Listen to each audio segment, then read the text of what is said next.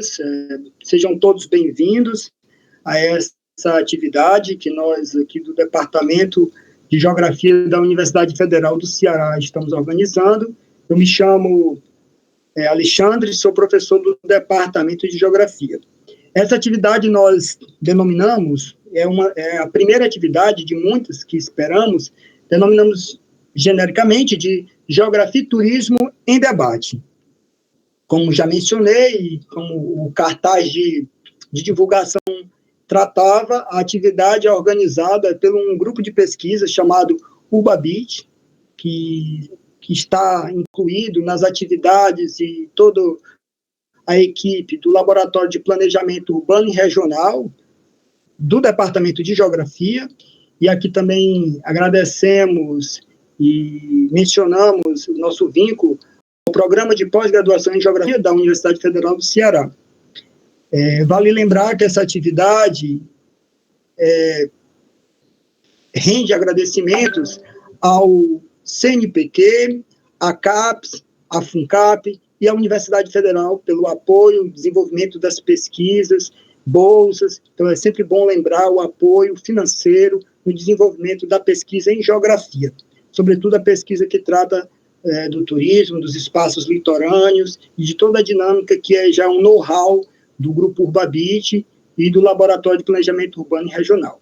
Hoje, a nossa atividade, Geografia e Turismo em Debate, tem como tema e provocação o título Turismo e Vulnerabilidade no Litoral do Nordeste do Brasil. De fato, o turismo, enquanto uma prática cultural, enquanto uma atividade econômica, rende uma série de polêmicas, seja enquanto aspectos positivos da geração, que os governos sempre tratam e levantam como um grande álibi para os investimentos de emprego, de renda, melhoria da qualidade de vida, mas também há uma série de conflitos e contradições que diz respeito à massificação da atividade, os conflitos socioterritoriais, conflitos socioambientais, sobretudo na região nordestina, na região nordeste do Brasil. Então, para tratar e para apresentar e para dividir aqui conosco nessa tarde, nós convidamos a professora Marília Natasha Silva. Professora Natasha Silva é professora colaboradora honorífica no Departamento de Sociologia 1 da Universidade de Alicante, na Espanha, onde realizou seus estudos de doutorado. E a professora Natasha Silva, ela tem especialidade, já vem trabalhando com os temas de turismo, políticas públicas, planejamento urbano e estratégico, com muito afinco, sobretudo para avaliar os quadros de vulnerabilidade social em áreas turistificadas. Então, um dos seus temas mais corriqueiros de pesquisa, a avaliação de impactos socioambientais e de vulnerabilidade social em territórios turísticos no Nordeste. E aí, Natasha Silva tem uma metodologia desenvolvida que é responsável pela grande quantidade de resultados e avaliação que ela traz a respeito da vulnerabilidade do turismo no Nordeste e compartilhará conosco nessa tarde. Vale lembrar que essa atividade ela está sendo gravada e ficará disponível nos canais do LAPU, Laboratório de Planejamento Urbano e Regional, sobretudo o canal localizado no YouTube, na plataforma de vídeos do YouTube. Rapidamente explicar a metodologia da atividade, tem de ser uma atividade dinâmica, rápida, objetiva. A duração máxima da atividade tende a 1 hora, nós sabemos que existem muitas lives interessantes, e que às vezes mesmo pela própria dinâmica torna-se cansativo. Nós pretendemos uma atividade mais dinâmica, rápida. Então, inicialmente, a atividade começará com uma exposição livre e sintética, lógico, conduzida pela professora Natasha Silva, e na sequência, de maneira também objetiva, e já com a participação dos outros 2 convidados, os 2 doutorandos do programa de pós-graduação em Geografia, o doutorando Tiago Castro e o doutorando Nailson Prado. Então, eles também são interessados e estudiosos do tema.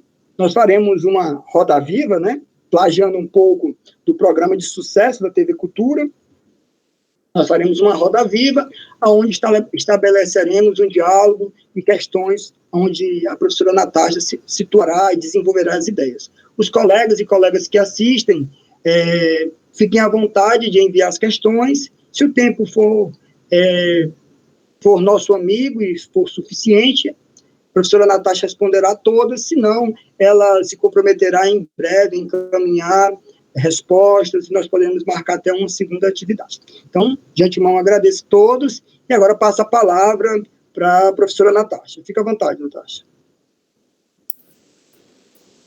Olá, me escutam? Sim, né? Acredito que sim. Bom, não preciso me apresentar, o Alexandre já fez aí uma apresentação. Nesse caso, como temos um tempo curto, né, de apresentação, que seria 15 minutos, eu vou tentar ser o mais breve possível, até porque a tentativa, como foi falado com o Alexandre antes, a gente conversou, e a tentativa era fazer uma coisa leve, né, e fácil, para que não ficasse tão pesado. Então, nesse sentido, eu vou tentar focalizar muito mais no que seria a metodologia, né, que foi trabalhada, que foi pensada.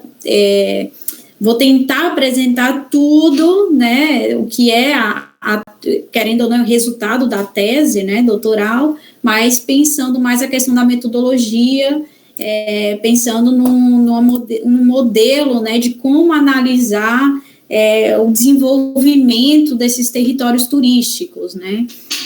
Bom, para começar, né, a problemática do trabalho, quando eu comecei a pensar a tese, né, o trabalho, como o Alexandre falou, desde 2009, eu venho trabalhando com as questões do turismo, né, desde o LAPU, da Universidade Federal. E aí sempre eu me perguntei se realmente, de fato, o turismo é um caminho realmente para o desenvolvimento, né. Bom, a apresentação está em espanhol porque ela foi apresentada em espanhol, né? Bom, então, sempre existem umas teorias, né, a partir da metade aí do século XX, que se fala bastante sobre a possibilidade do turismo ser essa alternativa econômica, sobretudo para aqueles países subdesenvolvidos ou em fase de desenvolvimento, né? E a gente percebe perfeitamente quando a gente chega no Brasil e principalmente na região Nordeste, né? Esse diálogo, né, entre o poder público e as empresas, né, de tentar convencer que o turismo é, de fato, essa alternativa, sobretudo para a região Nordeste, que sempre foi uma região vulnerável, com os piores índices de desenvolvimento, os piores índices de pobreza, né, e índices sociais em comparação às outras regiões do Brasil. Então, o turismo aparece aí como a bola da vez, como essa alternativa econômica, né, para a região. E aí, a pergunta, né, é se realmente crescimento econômico, crescimento turístico, pode ser considerado, de fato, desenvolvimento, né? Quer dizer, o que é desenvolvimento, né? O crescimento do PIB, o fluxo turístico, os gastos turísticos, as receitas turísticas, de fato, contribuem para o desenvolvimento da região Nordeste, né? Pensando na região Nordeste, mas essa pergunta cabe a qualquer outro lugar no mundo, né? Será que só o crescimento econômico é chave para o desenvolvimento econômico, humano, para o bem-estar social, para a justiça social, né? Então, uma das problemáticas, né, era entender essa questão, se realmente turismo é igual desenvolvimento. Aí aparece uma segunda problemática no trabalho, que é a problemática metodológica, né? Que é como analisar, né? Como medir e avaliar essa questão, né, do turismo e desenvolvimento. E aí aparecem os objetivos do trabalho, né, a partir de dois problemas, né, que são problemas que são simultâneos, né, eles se complementam, vem a ideia de propor um marco, né, que é um marco, um referencial teórico, conceitual e metodológico, que com a inserção aí do enfoque da vulnerabilidade social, que é um enfoque que está sendo bastante trabalhado hoje, tanto na literatura anglo-saxônica como na América Latina, né, através da CEPAL e outros. Então, a ideia seria de inserir essa abordagem da vulnerabilidade, né, para entender, analisar e mediar, avaliar a relação turismo-desenvolvimento, né. Nesse caso, a gente faz desde a escala macro e da escala micro, né. Na escala macro seria a região Nordeste, que foi trabalhada, e na escala micro foi Vila de Jericoacoara e Pipa, pela proximidade com o centro, né, que seria o UFC.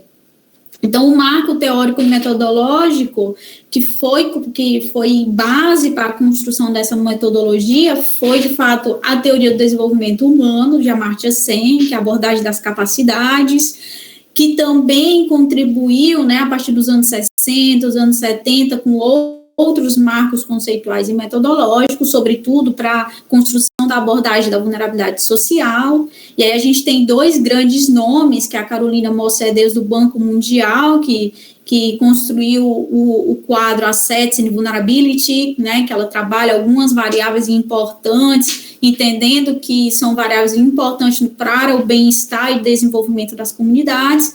Katzmann e Filgueira, Deus da CEPAL, também trabalha adicionando a ideia dos ativos e das estruturas de oportunidade, né? É dentro desse contexto que eu crio a proposta, né, que é ativos, vulnerabilidade, estrutura de oportunidade e turismo, né, adicionando a ideia aí do turismo, uma proposta que pode ser trabalhada perfeitamente, né, em qualquer área turística, né, que a ideia é tentar entender a partir da relação dialética, né, entre as estruturas, como o Estado, o mercado e a sociedade afeta essa capacidade de resposta das pessoas, né, a capacidade de enfrentamento, né, das mudanças sociais, ambientais, né, com exceção do turismo, como essa capacidade de resposta é afetada por essa estrutura, e como essa capacidade de resposta, né, ou essa incapacidade ou vulnerabilidade dessas pessoas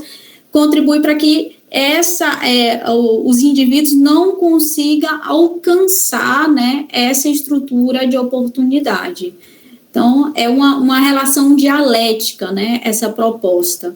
Bom, a proposta em si, né, a gente tinha que testar de alguma forma, né, como trabalhar esse quadro. E aí aparece a metodologia aplicada. Eu construí 3 para a tese, né, para poder provar de diferentes metodologias aplicadas, né, de processos metodológicos, que esse quadro tinha um grande potencial para analisar qualquer território turístico, né? No caso, eu faço a primeira, que é numa escala macrosocial, que aí eu faço uma avaliação das estruturas de oportunidade do Brasil, né? Fazendo análise aí entre as regiões, né, e os municípios. Segundo esse mapa, a gente vê aí que o índice de desenvolvimento humano do Brasil, né, se modificou bastante em 10 anos, né, entre os 2 censos, e a grande maioria dos municípios, né, alcançou Natasha, desculpa interromper. Oi? Você não compartilhou a tela não está compartilhada. Não? E você falou agora, Alexandre? Então, porque estava compartilhada antes, e aí...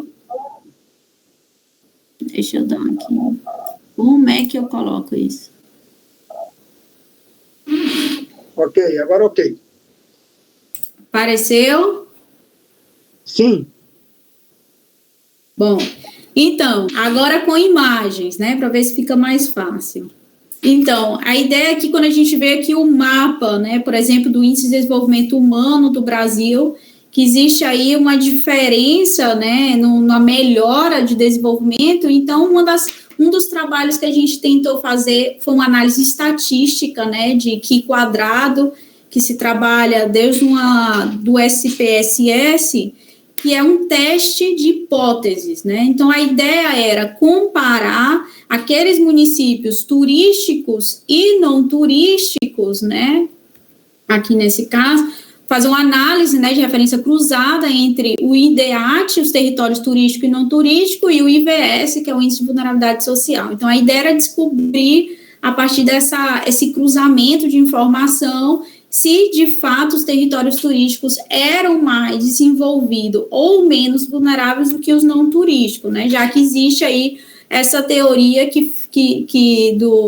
do poder público, né, a favor do turismo. Depois eu faço uma avaliação da capacidade de resposta da população, quer dizer, uma escala microsocial, né, que seria em Jericoacoara e Pipa, onde eu consigo analisar desde uma metodologia, né, quantitativa também, mas com dados primários, né, construindo aí um índice de vulnerabilidade para comunidades turísticas, né, entender o nível, o grau de vulnerabilidade que existia nessas comunidades, né, Jericoacoara, que todo mundo conhece, uma das comunidades mais turísticas, né, do estado do Ceará, e a ideia era tentar, a partir de um questionário, identificar questões chaves, né, quanto ao desenvolvimento, né, das diferentes variáveis de bem-estar. E aí faz um questionário, né, para 256, 251, um trabalho de campo com a ajuda do LAPU, logo uma tabulação, né, que é onde a gente consegue construir esse índice. Bom, na metodologia 3, a gente trabalha com estratégias, que seriam entender as estratégias desses indivíduos, quer dizer, uma vez que eu encontrei a vulnerabilidade ou os grupos vulneráveis, basta entender agora as causas dessa vulnerabilidade.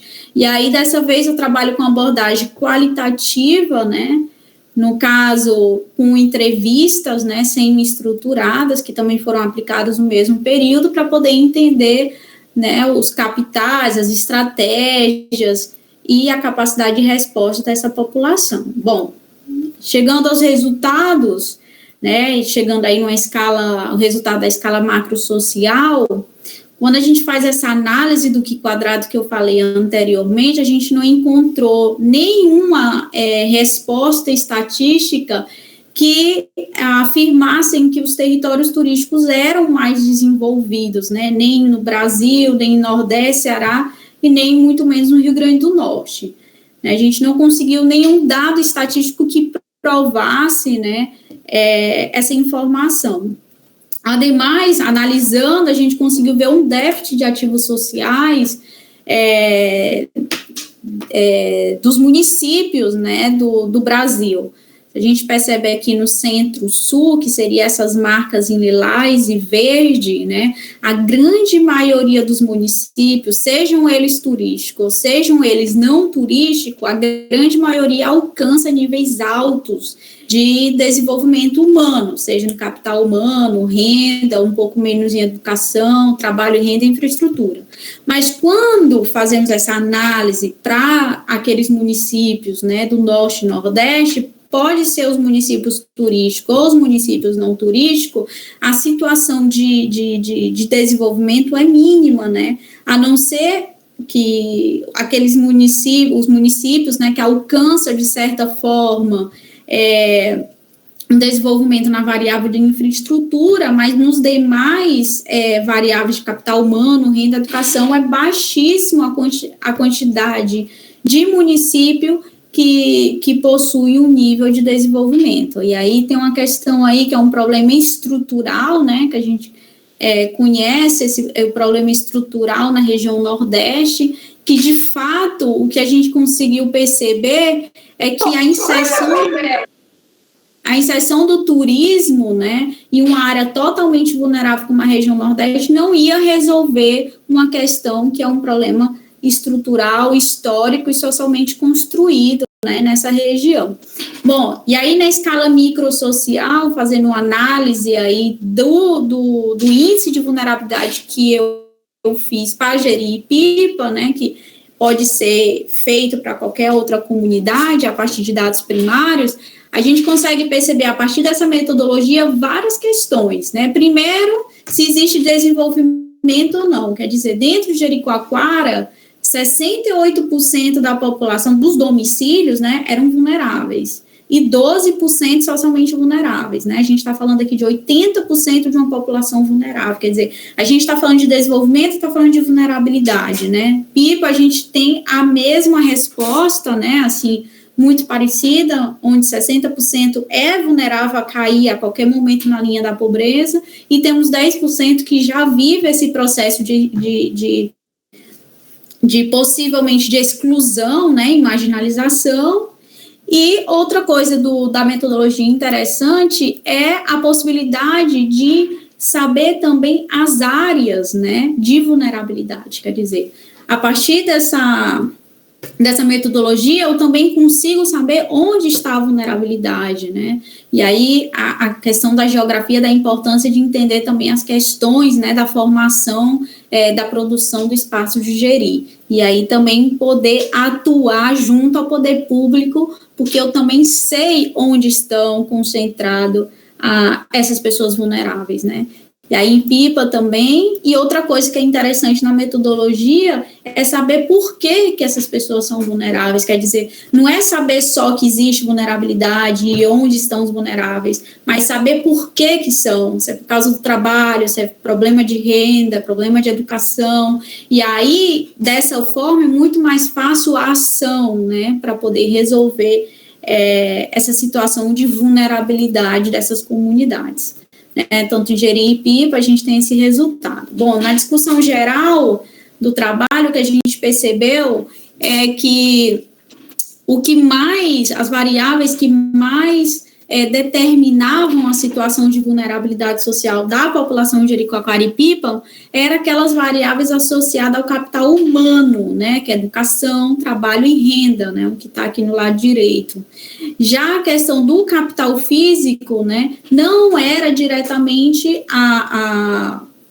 variáveis que aportavam ou determinavam tanto a situação de vulnerabilidade. Ao contrário, de certa forma, os indivíduos, né, as famílias conseguiam ter casa, ter bens materiais, ter acesso a créditos e contas, né? Mas o que eram aquelas variáveis que não era determinada pela capacidade de resposta, mas pela a estrutura de oportunidade, quer dizer, papel da estrutura o que era papel da estrutura de oportunidade, essas pessoas não conseguiam alcançar, né? E aí a gente está falando aí de um déficit, né, de ativos sociais, de uma estrutura de oportunidade.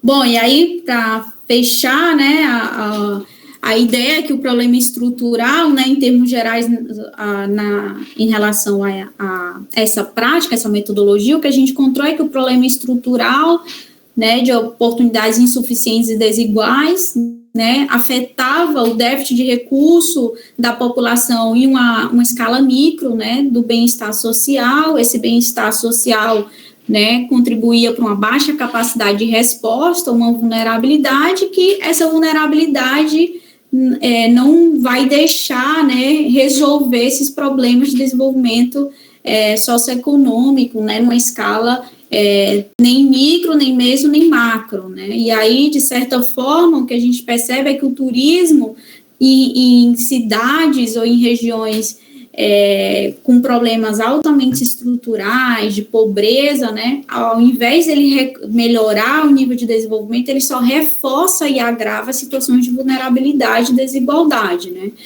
E aí, sobre a importância, né, do AVOT, que seria a metodologia, né, ela serve para avaliação, né, a gente consegue ver que ela dá para fazer essa análise multidimensional, dialética.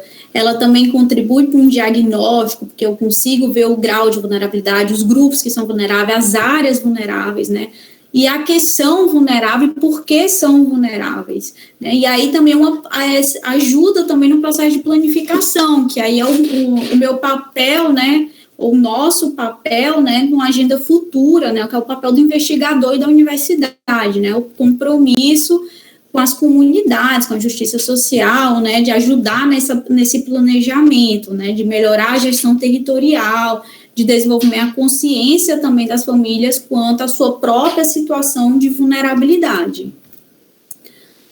Bom, aí seria as pessoas que participaram, né, os nossos colegas que participaram das entrevistas, dos questionários, né, um agradecimento ao LAPU. E é isso. Ótimo, Natasha, parabéns pelo trabalho. E agora nós começaremos a fase que talvez seja mais, mais o diferencial. Né? Nós vamos fazer a roda de questões e de debates, que eu acho que muitos dos colegas que estão compartilhando esse momento conosco têm vontade de perguntar, e às vezes detalhes que fogem à apresentação e que geram, inclusive, mais dinâmica da atividade. Então, eu começarei, na sequência, Tiago, e depois Nailson, nós faremos rodadas de questões. Se os colegas que assim acharem interessante também fazerem questões, podem mandar aqui no chat. Então, Natasha, uma das primeiras questões que trago e coloco para ti, você pode até finalizar a tela aí de apresentação, para você ficar mais à vista, nos seus resultados, sobretudo, você desenvolve a metodologia, o que mais te surpreendeu nessa avaliação da vulnerabilidade para os casos de Jericoacoara e Pipa? O que mais te surpreendeu? Então, quando eu fui para Jeri, né, acho que quase todo mundo conhece Jericoacoara, né, o que a gente vê, um senso comum, é um turismo que funciona, né, de certa forma. Se você for perguntar para qualquer pessoa, eu me lembro que quando os colegas que participaram comigo também nas entrevistas, e eu também quando fazia as entrevistas, uma das primeiras coisas que a gente tinha que perguntar era se a pessoa vivia, né, porque tinha que ser com os residentes, se a pessoa vivia, morava, de fato, era residente em Jeri. E a primeira resposta que as pessoas tinham é: sim, eu moro nesse paraíso, né. Então, assim como eu, assim como eles, né, a ideia é que o turismo super funciona em Jericoacoara, né. E aí, quando a gente vai e faz um trabalho nesse nível, né, de analisar não só o crescimento econômico, mas outras questões que estão associadas também ao desenvolvimento humano, ao bem-estar, à justiça social e tantas outras coisas, o que a gente descobre é que essa comunidade ela é altamente desigual e vulnerável, né? Tiago? Opa. Iniciar o convite e já fazendo a questão à Natasha, né? Natasha, fala um pouquinho para a gente, né? A gente que teve a possibilidade de aplicar os questionários em campo e entender um pouquinho dessa dinâmica, pelo menos no meu caso, de Jeri, né? Como é que se deu o processo de escolha e de adequação dessa metodologia ao teu trabalho, tá? Até que ponto ela funcionou, se teve algo que ela não respondeu, né? Durante esse processo, que foram o quê? Mais ou menos 4 a 5 anos de aplicação? É isso? Sim, então, inicialmente, né, eu acho que eu passei 1 ano aí nesse processo de construção da metodologia, porque é um processo teórico, é um processo metodológico, é um processo da arte, né? Muitas vezes a metodologia, o que eu construí foi um quadro, né, metodológico, que ele pode ser, não é a questão do índice de vulnerabilidade, é um quadro com variáveis, né, com indicadores e tal, que se pode trabalhar. E a questão é que ele é adaptado a qualquer situação, mas quando a gente chega em Jericoacoara ou em Pipa, na hora da aplicação, a gente consegue ver que tem que ser adaptado, tem que ser outras coisas, mas na verdade que funcionou bastante bem.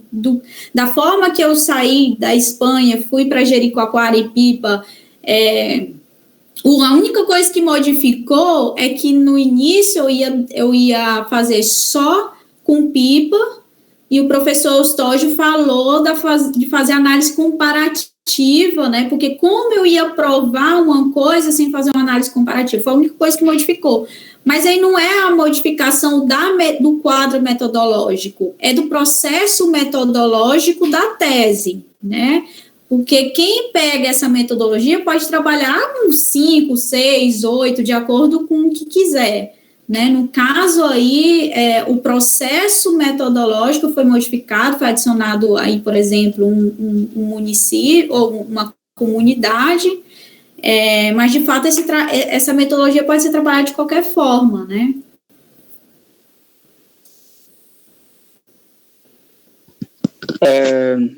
Boa tarde a todos. Natasha, uma das perguntas que casa bem com o que a Suelen acabou de falar, eu acho que eu vou unir a minha pergunta dela, e veio bem a calhar. Em relação ao turismo, nessas cidades que se desenvolveram, né, a sua economia principal se desenvolveu em cima do turismo, mas também temos uma parte dessas pessoas que estão aí à margem desse turismo e tentam sobreviver com algumas informalidades dentro dele, né? Não sei, né, no seu trabalho, você trabalha bem sobre essas vulnerabilidades, né, em que a população sofre, e eu queria saber se você notou algum reflexo disso, dessas pessoas que ficam à margem do turismo, né? Como é que fica a aceitação dessas pessoas, como a própria Suelen colocou, da aceitação desses munícipes na cadeia produtiva do turismo? Então, eu vou colocar, deixa eu ver se eu consigo colocar a apresentação, que aí vai ter uma parte que vai dar para explicar o que você está dizendo. De fato, o que a gente pode ver em relação, assim, à informalidade, infelizmente, no Brasil, né, não só no turismo, porque não é uma questão só do turismo, é uma questão estrutural, né, uma questão complicada. E aí, quando a gente vê o Jericoacoara, porque uma das coisas que as pessoas falavam aqui tem trabalho para todo mundo, essa era a ideia, tem trabalho para todo mundo. Mas quando você vê aqui, eu não sei se vocês podem ver, o gráfico aqui do índice, né, nesse caso aqui é o índice de renda, né, do indicador de renda, e de trabalho, a gente percebe que menos 60%, vai dizer, uns 60% da população, né, da comunidade de Jericoacoara, tinha algum problema associado à questão do trabalho. O que é isso? Era informalidade, ou trabalho mais de 44 horas ao dia, ou era algum contrato de trabalho, era trabalho temporário, ou trabalho sem nenhum tipo de contrato, né? Era assim, quando as pessoas diziam que trabalhava de conta própria, e aí a gente fazia conta própria, mas você paga, sei lá, o INSS, o MEI, o CNP, nada. Então, quer dizer, é informalidade, né? Essa trabalhar a conta própria não é empresário, né? É exatamente pessoas que estão totalmente vulneráveis. Quando eu fiz essa pesquisa, uma das coisas que a minha ideia da vulnerabilidade dentro da tese era dizer, e se acontecer algo dentro dessas comunidades altamente vulneráveis, como essas pessoas vão viver, né? E aí eu fazia essa pergunta dentro das entrevistas, e as pessoas normalmente diziam que iam passar fome. E aí vem o Covid. Quando eu falava, eu nunca pensei que apareceu um coronavírus que o setor de serviço ia fechar por completo, né? O setor de turismo. E aí, quando acontece uma coisa dessa, aí você fica, olha, não é uma ideia de suposição, isso pode acontecer. Uma pessoa vulnerável é uma pessoa que não é pobre, mas a qualquer crise ou choque, né, econômico, sanitário e tal, ela pode cair automaticamente a linha da pobreza, uma pessoa que sempre está aí na linha bamba. Então, quando a gente fala que Jericoacoara, né, e Pipa, por exemplo, quer dizer, olha só, quando a gente está falando que 80% da população é vulnerável, a gente está falando de 80 pessoas, né, 80% de uma comunidade que ou está na linha da pobreza, né, que seria os 12%, ou 68% que a qualquer hora pode cair, quer dizer, que ele ganha R$300 hoje vendendo coco, mas se ele quebrar a perna amanhã, ele não vai ganhar nada. Então, é essa situação que a gente tem em Jericoacoara, uma cidade, entre aspas, que o turismo deu certo para quem você for perguntar. Mas essa é a nossa situação. Natasha, uma outra pergunta para você. Em relação à medição do sucesso da atividade turística, geralmente os governos falam dos investimentos públicos, sobretudo em infraestrutura, rodovias, melhoramento de ruas, saneamento básico em alguns aspectos. E também um outro aspecto é a atração de recursos privados, né, sobretudo na construção de hotéis ou outros empreendimentos dessa natureza. Então, essas duas variáveis, vamos colocar assim, sempre estão na propaganda e no marketing público da eficiência e da eficácia desse planejamento para a melhoria das condições de vida das populações desses territórios turísticos. Como é que você enxerga essas duas variáveis? Elas não seriam elementos positivos de transformação do território nessas áreas e na região Nordeste? Então, falando de Jeri, que é onde eu estou mais próximo, né? Não sei se você pode ver aqui no gráfico, uma das variáveis que eu trabalhei, por exemplo, foi infraestrutura. E aí a gente está falando aqui de infraestrutura de escolas, de saúde, de lazer, de segurança pública, de transporte público, de rodovia, quer dizer, dentro dessa variável aqui tem vários indicadores, né, de infraestrutura. E o que a gente tem aqui é uns 50% de pessoas que não estão, a ideia essas perguntas eram feitas em relação à infraestrutura quanto à percepção da qualidade da infraestrutura. Essa era a pergunta. Se existia o serviço e qual era a qualidade. E aí a gente tem uns 50% dessas famílias que se sentem vulneráveis quanto a questões de infraestrutura, né? Porque, infelizmente, essas políticas públicas de turismo, né, elas ficaram mais Prodetur, por exemplo. Elas ficaram praticamente no termo da infraestrutura, mas a infraestrutura rodoviária aeroportuária, né?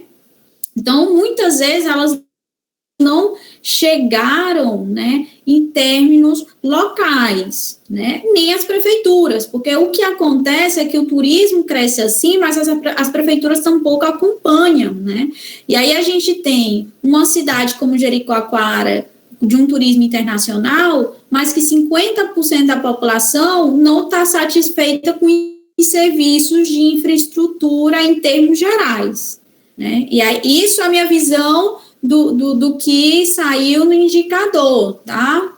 Mas a gente for ver no nível de região Nordeste, vai dizer, em nível de região Nordeste, de certa forma, né, quando a gente olha aqui, é justamente a infraestrutura onde um pouco mais de 60% dos municípios do Brasil, do Nordeste, tanto turístico quanto turístico, alcança algum certo nível de desenvolvimento. De certa forma, as políticas públicas de turismo, em termos regional, né, ou municipal, de certa forma, melhorou o nível.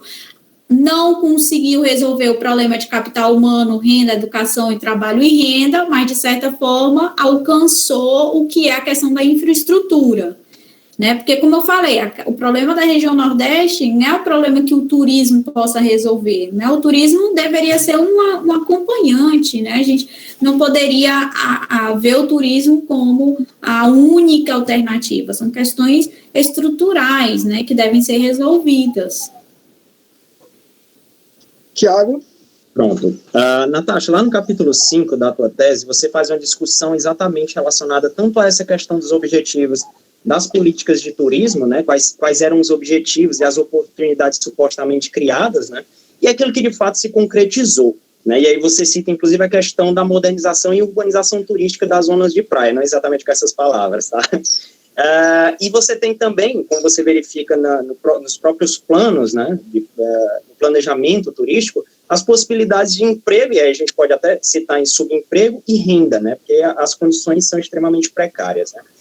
Você acredita que é possível pensar, né, de acordo com os estudos que você realizou e com as proposições posteriores, né, num ótimo turístico onde turistas e residentes eles tenham acesso ou tenham uma equidade de acesso aos mesmos direitos, às mesmas infraestruturas e às mesmas condições, entendendo que uns atuam na ideia de recepção e outros, né, na visitação, né, e se não, o que faltaria para isso? Tá? Quais seriam as ações, digamos, práticas de planejamento que poderiam minimizar essas condições de vulnerabilidade? Então, é como eu falei antes, é uma questão estrutural, né? Infelizmente, quando a gente analisa o Centro-Sul, né, como está aí a apresentação, seja aqueles municípios não turísticos ou aqueles municípios turísticos, né, aqui na linha lilás, a linha verde, praticamente quase uns 100% dos municípios alcança níveis altos, tanto de desenvolvimento como de baixa vulnerabilidade social. Né, a não ser a questão da educação, que aí é um 80%, vamos dizer assim, não, menos de 80% dos municípios que alcançam. Mas aí não é uma questão turística ou não turística. Seja os municípios turísticos, os municípios não turísticos, a situação de desenvolvimento é praticamente igual e alta. No Nordeste, a gente tem o contrário. Por quê? Porque não é a questão das políticas de turismo que vai resolver. Né? Quando a gente pensa o turismo na Europa, né, por exemplo, ninguém vai para Madrid porque é turístico. O turismo acontece como consequência de outras práticas, da importância que é Madrid em outras questões. Né? Não é porque simplesmente a pessoa vai para Madrid porque ela é turística, né? E por que funciona? Funciona porque ela tem todas as infraestruturas que não foram criadas para o turista, foi criada para o morador, né? O turista só se beneficia daquilo. Então, a questão do Brasil e essas comunidades turísticas é que o turista, ele não se incomoda se ele vai para Jericoacoara e, por exemplo, não tem uma estrada, ou não tem, sei lá, uma rua, uma luz, ou isso, ou aquilo, ou não tem escola de qualidade. Ele não vai se importar se a escola tem qualidade. Ele não vai se importar que Jericoacoara não tem um ensino médio. Que a gente está falando de uma comunidade de hotéis 5 estrelas, com piscina na varanda, que não tem uma escola secundária. Então, o turista não está preocupado com isso, né? Porque quando ele volta para a cidade dele, que normalmente é Fortaleza, São Paulo, Recife, ele tem essas infraestruturas. A questão é que não está sendo pensada essas infraestruturas para as comunidades, né, em si. Eu acho que ao invés de a gente pensar no turismo, né, a gente deveria pensar em realmente resolver a situação, né, de desenvolvimento dessas comunidades, né, uma situação de moradia mesmo. Hoje, Jericoacoara, não só Jericoacoara, mas Pipa também passa a mesma situação. As pessoas estão passando agora por um processo que os filhos, né, de pescador não têm mais como viver em Jericoacoara pelo preço do aluguel. Né? Então, você esteve lá comigo, você viu que o aluguel de qualquer casa caindo ao pedaço com goteira não era menos de R$1.000. Né? Então, são questões que devem ser conversadas e tudo. E o interessante do programa é esse, é de conseguir, a minha ideia é voltar a Jericoacoara e Pipa, né, mostrar esses resultados e, junto com a prefeitura, trabalhar. Já conversei com a prefeitura, a questão é que o coronavírus também dificultou, né, todo esse processo. Nairson? Opa, Natasha, queria te parabenizar pelas metodologias, né, que são metodologias muito ricas, bem, né, fundamentadas que ajudam a entender essa dinâmica também dentro do turismo. Então, algo que a gente tem lançado para poder também compreender essas dinâmicas. Mas ali da dinâmica, né, ali da academia, né, nós ajustamos essas metodologias para entender melhor, né, as respostas às realidades que nós estudamos. Mas sabemos que elas também têm algumas fendas ou limitações, né? A gente sempre encontra isso. No seu ponto de vista, no trabalho, nas metodologias que você teve à mão, quais foram as limitações, quais foram as fendas que você acha que poderia ter um potencial maior ou que você acha que não deu a resposta né, das suas hipóteses? Então, duas coisas que eu tenho, mas não acredito que seja uma limitação, seja talvez um pensamento para uma inclusão dentro da metodologia, que seria a questão do meio ambiente. Foi um indicador que eu não trabalhei, né? Eu trabalhei com questões sociais, questões políticas, questões econômicas, né? E vários indicadores, como vocês estão vendo aqui, até com a questão da autonomia e capacidade política, que seria uma das variáveis do capital social, questões da coesão, integração social, redes e confiança. Quer dizer, eu trabalhei até com questões de capital social, mas não incluí a questão, por exemplo, de dados quanto a questões naturais do meio ambiente, que com certeza é uma ideia não para mim, mas também para outras pessoas que queiram incluir, né, isso, né, dentro do contexto, né, também de entender, porque, por exemplo, Jericoacoara, se eu tivesse incluído alguns indicadores de meio ambiente, seria altamente interessante, porque uma das coisas que eu percebi em Jericoacoara é que a área mais vulnerável de Jericoacoara, essa área laranja, que é a parte sul de Jericoacoara, é a Nova Jeri. E essa Nova Jeri, ela foi construída de forma de ocupação, né? Eram dunas que as pessoas foram invadindo, não era Jericoacoara, foram invadindo, né? Foram vendendo os terrenos da parte turística e foram aí para o que é a Nova Jeri. Essa parte inteira, as pessoas não têm nenhum tipo de documento da casa, né? Então, além delas estarem numa área de risco, né, porque é uma área de ocupação irregular, não tem o documento da casa, né, que aí traz outras questões de vulnerabilidade quanto à habitação, quanto à segurança e etc e tal, que talvez teria sido interessante adicionar também essa questão do meio ambiente, né, sobretudo a gente que trabalha com a geografia, né, trabalhar a vulnerabilidade socioambiental, né, nesse caso. E outra coisa também da limitação do caso, assim, do que é o índice que eu construí de comunidade, né, ele precisa de dados primários, né, para essa metodologia exata micro. Então, é também complicado, por exemplo, nesse período de coronavírus, eu não poderia fazer novamente algo parecido em uma outra comunidade no Brasil, com a situação que a gente tem agora de coronavírus. Que é uma questão de pós e contra. A metodologia é legal porque você conhece a comunidade como ela é, de fato, dentro da comunidade, mas para uma situação agora de coronavírus, eu não poderia repetir, né? Eu teria que usar os dados do microdados do IBGE, mas o IBGE não tem a quantidade e qualidade de informação que a gente conseguiu pegar, né, nesses questionários. Poderia fazer uma adaptação, né, com os dados que o IBGE tem quanto ao capital físico, capital humano, capital social, que é as variáveis que eu trabalhei para essa análise da vulnerabilidade. Natasha, você coloca que o turismo e a organização da atividade enquanto atividade econômica, ela não conseguiu, até o momento, suplantar as condições de vulnerabilidade que você destaca nesses casos e que você imagina que é possível, inclusive, extrapolar para outros casos no Nordeste do Brasil. Mas você acredita que hoje, em função da própria homogeneização econômica das comunidades, em termos girar, né, em torno da atividade turística. Hoje, essas comunidades são mais vulneráveis economicamente do que antes, à medida que elas dependem estritamente dos serviços derivados da organização das viagens, das hospedagens? Então, é uma questão de vulnerabilidade diferente, né? Que eu coloco também em Jericoacoara. Existe a vulnerabilidade estrutural e a vulnerabilidade adquirida, né?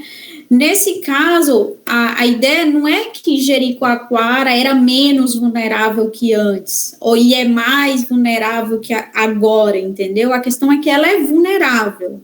As questões de desigualdade continuam aí dentro de Jericoacoara, né? Por exemplo, dentro das entrevistas que foi que a gente encontrou, as famílias que já eram ricas dentro da questão da comunidade de pescador, tinha o cara que era o dono do barco e tinha um cara que era o pescador, que já ia com todas as dívidas possíveis, né? Antes de embarcar, ele já tinha várias dívidas antes de voltar. Então, já existia o que tinha terra, o que não tinha, né? Tinha aquele que era o dono da vaca, que vendia o quilo tal para as pessoas. Então, quer dizer, a vulnerabilidade, ela existia. A questão é quando entra o turismo, uma situação de falta de planejamento ou de falta de ajuda da própria prefeitura de conscientizar essas pessoas, porque muitas pessoas, por exemplo, venderam suas terras trocando por R$1.000, trocando por carro, a falta de conscientização da própria prefeitura de ajudar as pessoas no contexto de ordenação e planejamento e etc. Ou na questão da educação, a gente está falando de uma comunidade que não tem um secundário, uma escola secundária de ensino médio, né? Quer dizer, quando eu analiso a educação das pessoas de antes e das pessoas de hoje, quase não mudou, né? Continua as pessoas tendo no máximo ensino fundamental, né? É difícil aquelas que dentro de Jericoacoara têm um ensino médio, a não ser aquelas pessoas que vêm de fora, não os nativos, pessoas que vêm de fora.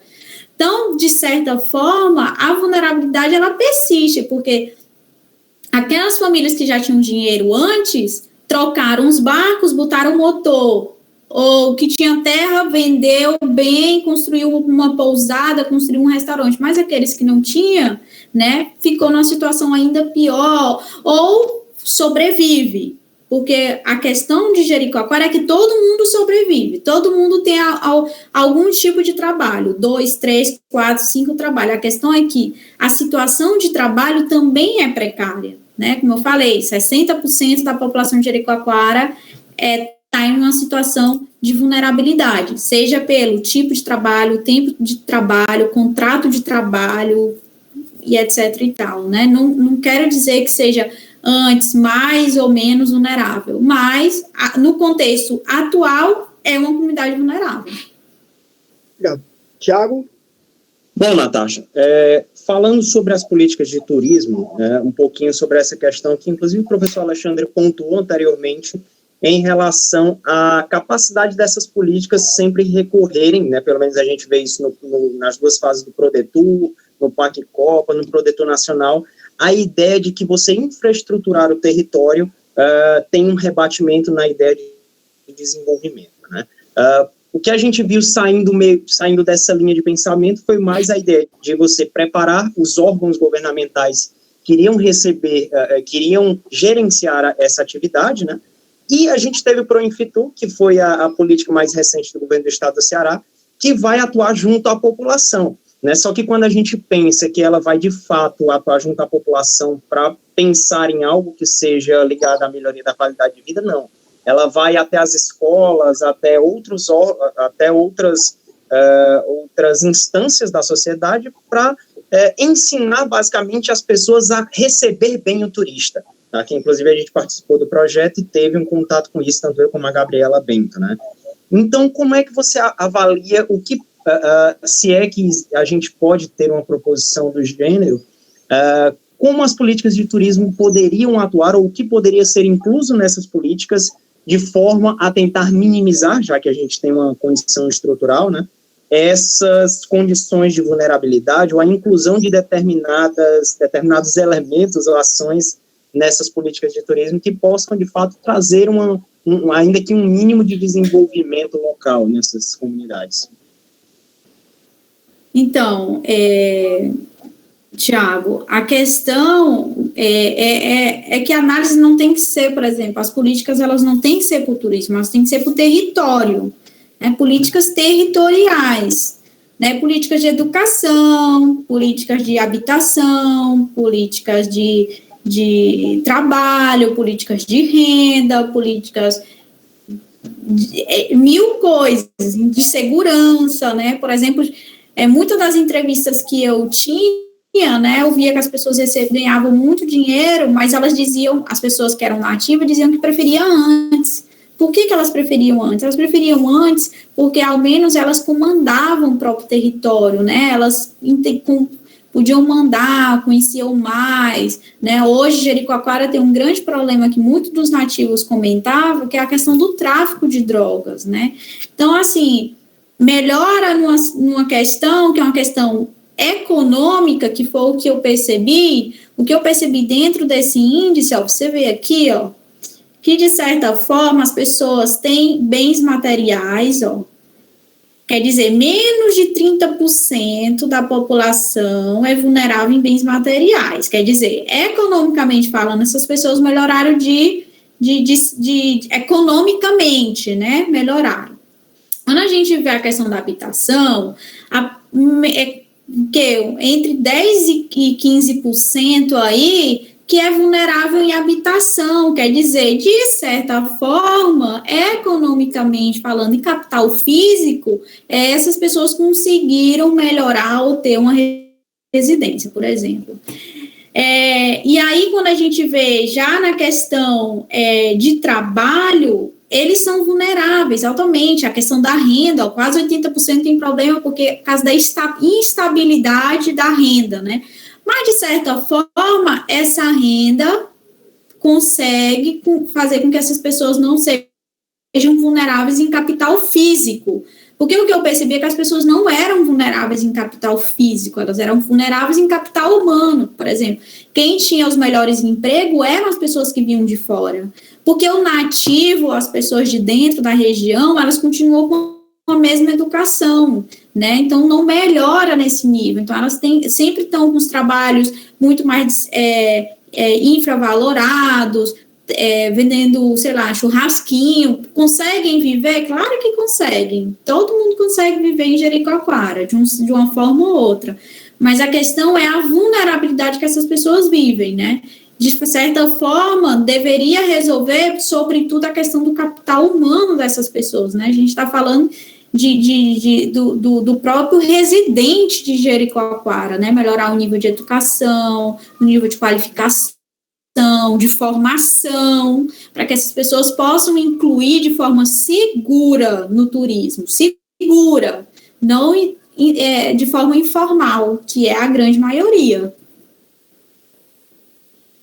Bom, já passo aqui a palavra ao Nairson, peço para ser objetivo, o nosso tempo está acabando, nós temos pouco tempo, então, Nairson, pode fazer a pergunta e depois eu faço uma última pergunta para finalizarmos. Tá bom. Natasha, eu notando bem, né, por exemplo, o Jericoacoara está dentro de um parque nacional, né, e no caso de Pipa, não seria a mesma situação. Eu queria saber se no seu trabalho você conseguiu verificar se o fato de Jericoacoara estar em um parque nacional interfere menos ou mais na sua vulnerabilidade em comparação com Pipa.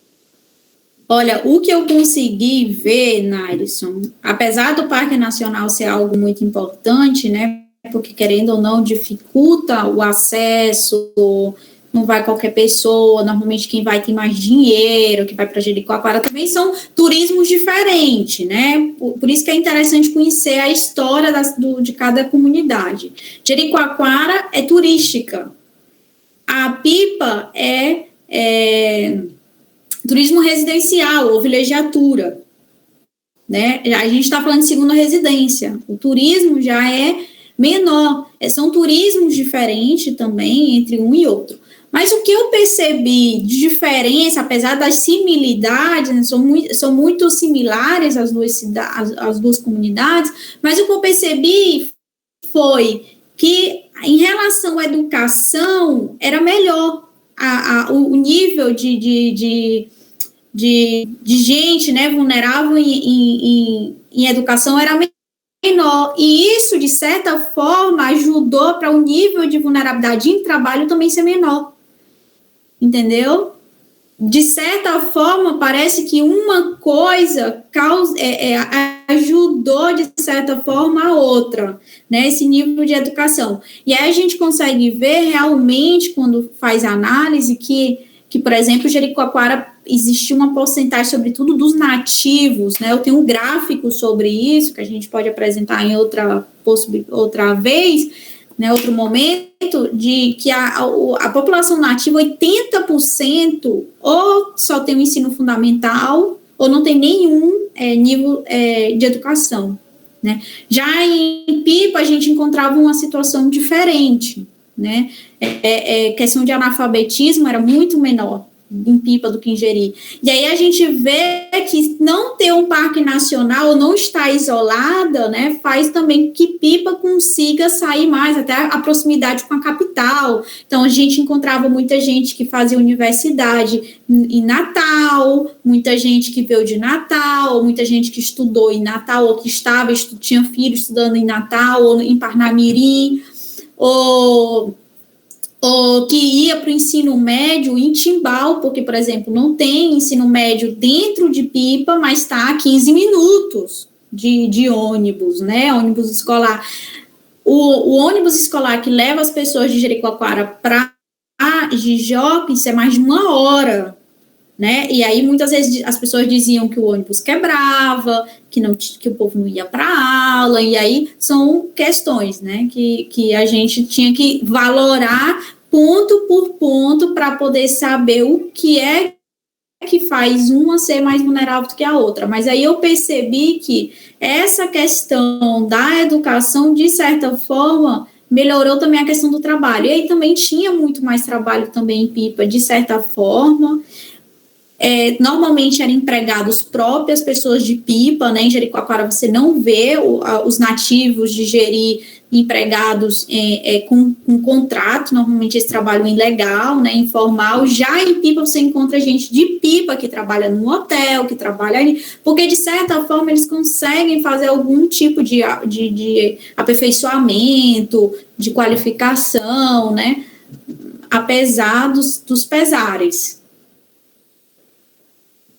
Ô, Natasha, para finalizar, e acho que seria interessante para quem nos acompanha, e quem nos acompanhará depois, né, que a live vai estar gravada e disponível no canal do Lapu, no YouTube, frente à sua experiência, que mantém até hoje o vínculo com a Universidade de Alicante, com a sua experiência nos estudos do turismo, como você enxerga os estudos da geografia, ou os estudos de modo geral, sobre o turismo no Brasil? Quais são os entraves? Como é que você enxerga essa situação científica da produção, do estado da arte a respeito do turismo no Brasil? Seria um estudo, não entendi, o estudo às políticas públicas? Não, a investigação científica. A investigação, tá.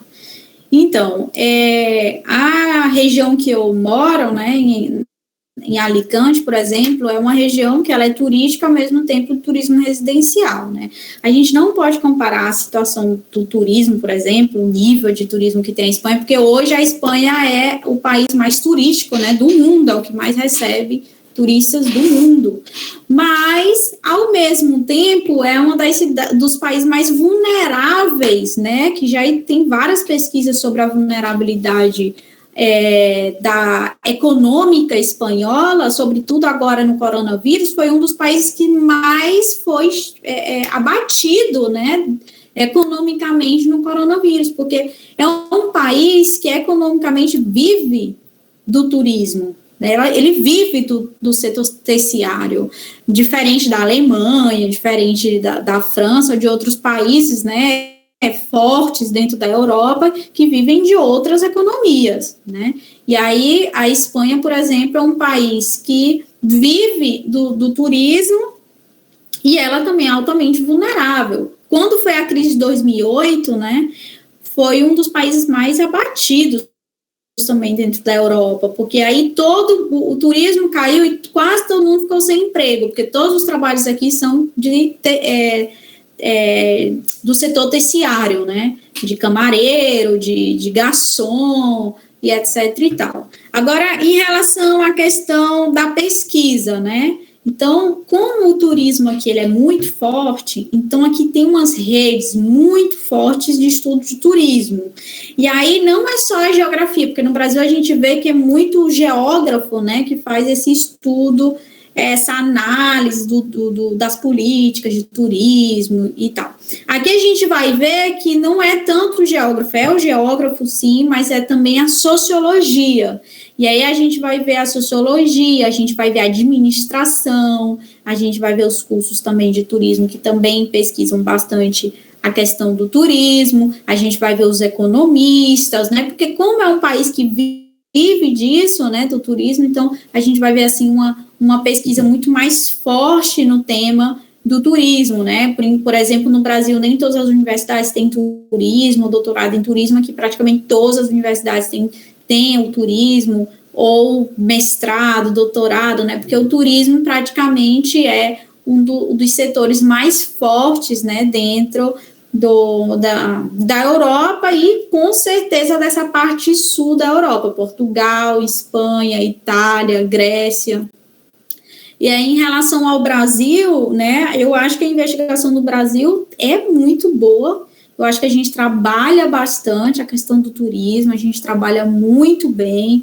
É interessante como a gente trabalha também em grupos, né, universidades do Nordeste, em redes, né, com o Sudeste. Então, eu também acredito que os trabalhos são, dentro da relação do turismo, muito bons mesmo. O que falta dentro do Brasil, que eu sinto que na Europa existe mais, é uma questão da universidade entrar na iniciativa tanto privada como da gestão. É isso que eu acho que falta ainda no Brasil. É o pesquisador convencer os gestores que os nossos trabalhos são bons, né? E aí eu acho, tipo assim, que são importantes, vamos dizer assim, né? Porque muitas vezes a gente faz belas pesquisas, belos trabalhos, e afinal aí ficam aí em artigos da Cielo, da Scopus, do Rota Série, mas não são diretos à gestão, né? E isso eu acho que é uma falta, né? Que ainda falta um pouco da iniciativa privada ver, né? De a própria iniciativa privada, né, contratar nós como pesquisadores para essas pesquisas, né, a gestão pública também nos ter também como importantes dentro dessa questão. Isso é o que eu acho que nós, como geógrafos, como planificadores, né, como que trabalham diretamente com a produção do espaço, eu acho que a gente tem que lutar mais para poder entrar mais dentro dessas questões, tanto pública quanto privada, sabe? É isso que eu acho que as universidades aqui faz muito bem, né? Sempre contratam as pessoas das universidades para poder pensar, seja até na gestão do lixo, na gestão disso, na gestão daquilo. Eu acho que o Brasil falta um pouco essa relação. No mais, tudo ok. Bom, pessoal, a todos que estão nos assistindo, que nos acompanham, que nos acompanharão, nós vamos finalizar essa atividade da Geografia e Turismo em Debate, já agradecendo a participação do doutorando Tiago Castro, do LAPU, do doutorando Nairson Silva, e, sobretudo, agradecendo a Marília Natasha de Freitas, que é uma pesquisadora jovem, mas já com muita experiência e com muita energia para continuar seus estudos. Agradecemos a participação de todos e ficamos abertos aí no LAPU a sugestões. Em breve nós organizaremos outros debates e contamos com a contribuição na divulgação e na participação. Forte abraço, Natasha, forte abraço, Nairson, Tiago e todos os demais. Tchau, tchau. Boa tarde.